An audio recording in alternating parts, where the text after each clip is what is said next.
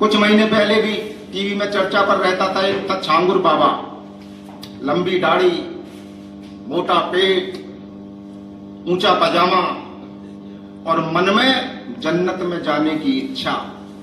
उस जन्नत में जाने की इच्छा को लेकर के हिंदू समाज की बहन बेटियों को बलगाकर उनका धर्मांतरण करके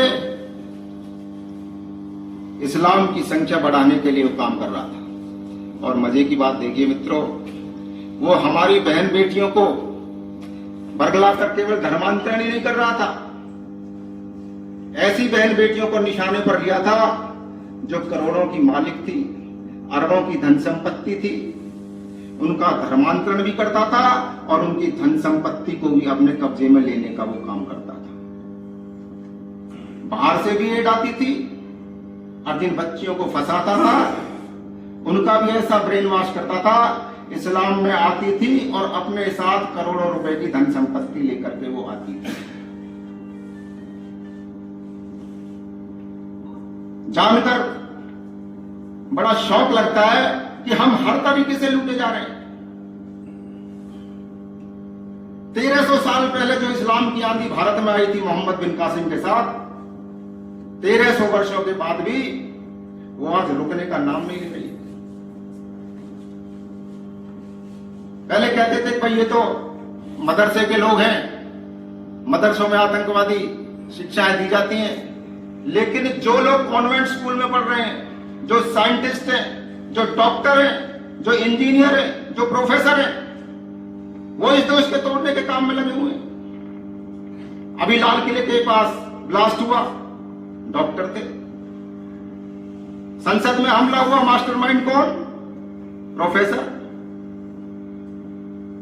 यानी कि जो जिस जगह पर बैठा है इस देश को तोड़ने के लिए काम कर रहा है। 4 लाख से ज्यादा मुल्ला मौलवियों की फौज केवल जिहाद और धर्मांतरण के काम में लगी हुई है। ये कहते हैं कि भाई हमारा भी खून शामिल है इस देश की मिट्टी में, किसी के बाप का हिंदुस्तान थोड़ी है। मस्जिद और मदरसों ने भी आजादी की लड़ाई लड़ी थी, लेकिन मित्रों दावे के साथ कहता हूं मस्जिद और मदरसों ने कभी ना आजादी की लड़ाई लड़ी, ना देश हित में कोई काम किया। इन्होंने काम किया तो केवल जिहाद के लिए काम किया। और सन 47 में जो आजादी की लड़ाई लड़ी, उससे पहले जो आजादी की लड़ाई जिसको बोलते हैं लड़ाइयां लड़ी, वो आजादी की लड़ाई नहीं थी, वो केवल अलग पाकिस्तान बनाने की लड़ाई थी। और उन्होंने 1947 में पाकिस्तान बना लिया। कोई भी मौका दंगा करने का नहीं छोड़ते। अगर हिंदुओं की शोभा यात्रा निकल रही है तो उस पर पत्थर मारेंगे, हनुमान जी का रथ निकल रहा है उस पर पत्थर मारेंगे, कोई और कार्यक्रम हो रहा है उस पर पत्थर मारेंगे, और इनका मुहर्रम का जुलूस निकल रहा है तो भी पत्थर मारेंगे। अपना कार्यक्रम हो तो भी पत्थर मारेंगे, किसी दूसरे धर्म का हो तो भी पत्थर मारेंगे। कोई भी मौका जाने नहीं देते।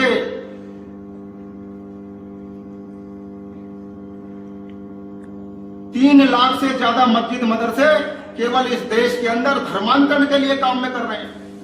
हम आतंकवाद आतंकवाद चिल्ला रहे हैं, 40 साल से देश में आतंकवाद चल रहा है।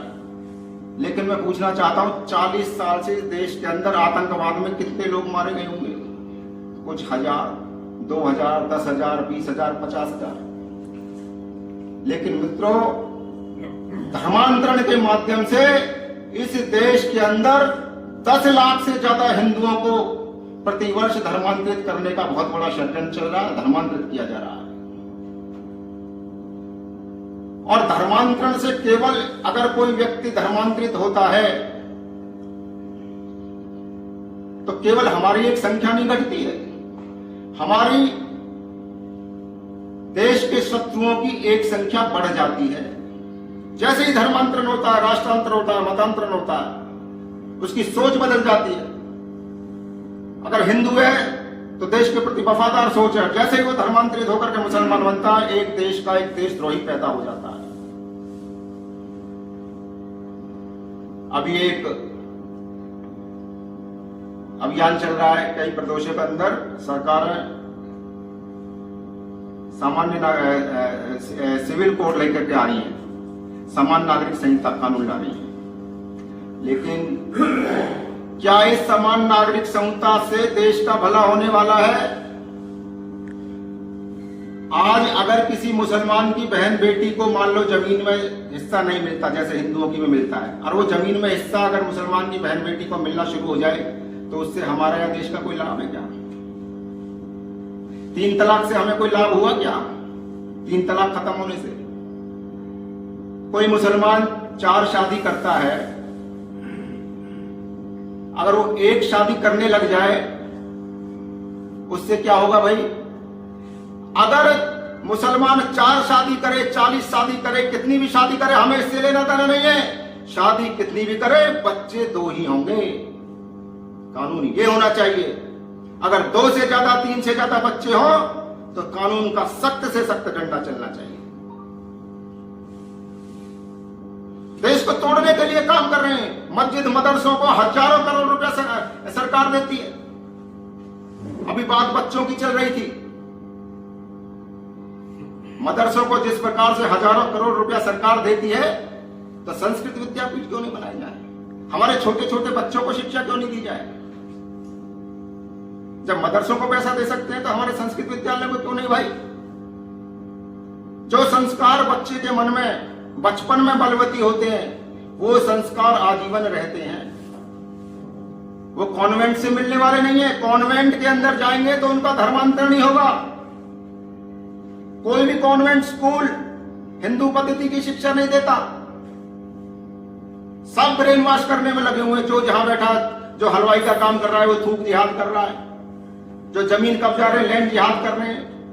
मल्टीनेशनल कंपनियों में जिहाद चल रहा है। अभी महाराष्ट्र के अंदर देखा, लड़कियों को धर्मांतरित करने का काम करते थे। किसी ना किसी प्रकार से देश को तोड़ने में लगे हुए हैं, और हम लोग हाथ पे हाथ धरे बैठे हुए हैं। ईसाई मिशनरी भी लगे हुए हैं, ये लोग भी लगे हुए हैं। देश के जितने भी सीमांत प्रदेश हैं, सबके अंदर ध्यान पूर्वक देखें, लैंड जिहाद के माध्यम से मजारें बनाई जा रही हैं, मस्जिद मदरसे बनाए जा रहे हैं, और बड़े सुनियोजित षड्यंत्र के तहत उन्हें जिहाद का अड्डा बनाया जा रहा है। अगर कल को बांग्लादेश के साथ युद्ध होता है, पाकिस्तान के साथ युद्ध होता है, तो बांग्लादेश और पाकिस्तान के ये कैंटोनमेंट बन करके काम करेंगे। आज एक भी तहसील ऐसी नहीं जो ISI के निशाने पर ना हो, जिहादियों के निशाने पर ना हो। और इस जिहाद की जो मां है वो है तबलीगी जमात। 100 से ज्यादा देशों में तबलीगी जमात काम कर रही है। और मजे की बात देखिए, कई मुस्लिम देश ऐसे हैं जहां इन्होंने तबलीगी जमात को बैन करके रखा है, लेकिन इसका हेड ऑफिस कहां है? हेड ऑफिस है भारत के निजामुद्दीन में। भारत में ये लोग काम कर रहे हैं। हेड ऑफिस भारत में, भारत से ज्यादा करके दूसरे देशों में ये लोग काम कर रहे हैं। और जहां इसका हेड ऑफिस है वहां देश की क्या स्थिति होने वाली है? जो मुस्लिम देश है उन्होंने भी तो कुछ सोच करके बैन किया होगा, लेकिन हमारी सरकार सुनने को तैयार नहीं है। दुनिया भर के कानून ला रही है, लेकिन देश को बचाने के लिए जनसंख्या नियंत्रण की बात करने को कोई तैयार नहीं है। वो करेंगे, वो लोग करते आ रहे हैं 1300 साल से। और हम लोग क्या सोचते हैं कि हमारा बेटा इंजीनियर बने, डॉक्टर बने, जज बने, वकील बने। बनना भी चाहिए, लेकिन हम किस लिए सोचते हैं? हमारा बेटा जज बने, देश की सेवा के लिए नहीं बने। हमारा बेटा वकील बने, देश की सेवा के लिए नहीं बने। हमारा बेटा डॉक्टर बने, देश की सेवा के लिए नहीं बने। हमारा बेटा जो कुछ भी बने, केवल पैसा कमाने की मशीन बने और पैसा कमाने के लिए बने। और वो लोग, जब छोटा सा होता है मुसलमान का बच्चा, तो कम से कम 40 दिन के लिए उसे जमात में जाना पड़ता है। वो जाता है देश के लिए, धर्म के लिए।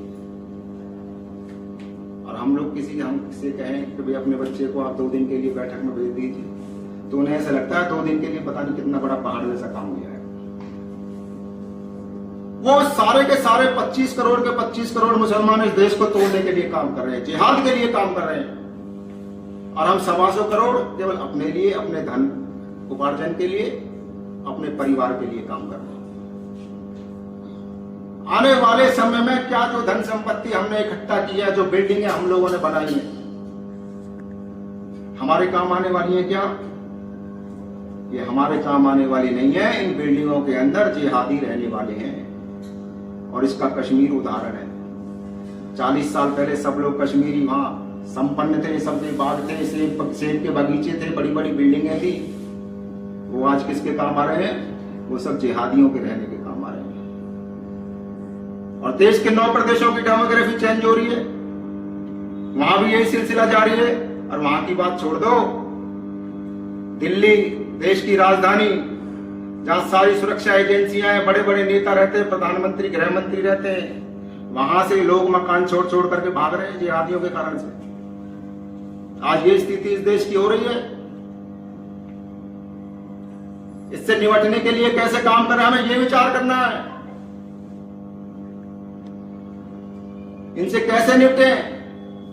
1300 साल से हम लोग संघर्ष करते चले आ रहे हैं और संघर्ष करना पड़ेगा। बांग्लादेश, पाकिस्तान, अफगानिस्तान, इन्होंने डेमोग्राफी चेंज करके तोड़ लिए। और केवल इतना ही नहीं, पिछले 2000 साल के अंदर 20 से ज्यादा टुकड़े भारतवर्ष के हुए हैं। और आज भी जो भारत हमारे पास बचा है, इसे तोड़ने का षड्यंत्र चल रहा है। अभी अखंड भारत की बात हो रही थी, अखंड भारत बनाएंगे, अखंड भारत बनाएंगे। आज की परिस्थिति में आज मान लो घोषणा हो जाती है, बांग्लादेश, पाकिस्तान, अफगानिस्तान हम भारत में मिला देते हैं, अखंड भारत बन जाता है।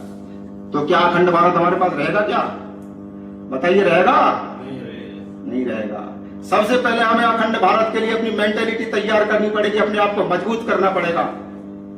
और जिस दिन हम लोग मजबूत हो जाएंगे, उस दिन भारत अखंड भारत बनेगा। केवल मुसलमान रहित हिंद अखंड भारत बनेगा। मुसलमानों के साथ अखंड भारत बनने वाला नहीं है। अभी बलूचिस्तान मिलने को तैयार कहते हैं, अभी पीओके मिलने को तैयार है। मिलने के बाद हमारी क्या हालत होगी वो सोच लो। अगर 25 करोड़ मुसलमान होते हुए हम देश में चैन से नहीं रह सकते, तो इनके आने के बाद हमारा क्या असर होने वाला है भाई? हमारी हालत पहले से भी ज्यादा खराब होने वाली है। ये तो कहने की बात है कि अखंड भारत, अखंड भारत। सबसे पहले हमें अपने आप को मजबूत करना पड़ेगा।